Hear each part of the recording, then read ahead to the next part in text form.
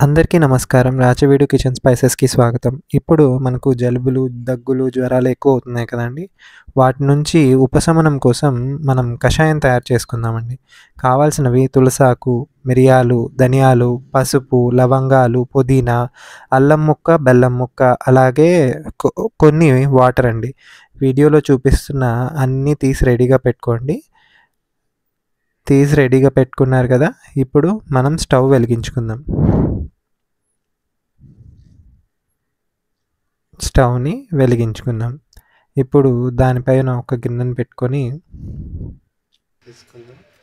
నీళ్లు పోసుకుందామండి. ఇందులో తులసాకులను నీళ్లు వేసుకుందాం. పోసుకున్నాక ఇప్పుడు ఒక నెక్స్ట్ తులసాకులు కొన్ని, అలాగే మిరియాలు వేసిన తర్వాత ధనియాలు, కొద్దిగా ఆ తర్వాత అల్లంని కొద్దిగా దంచుకొని అందులో వేసుకుందామండి. ఎందుకంటే అది వాటర్‌కి బాగా అబ్జర్వ్ చేసుకొని బాగా పడుతుంది. పసుపు, ఇప్పుడు పుదీనా వేసేసుకుందాం. లవంగాలు, పసుపు.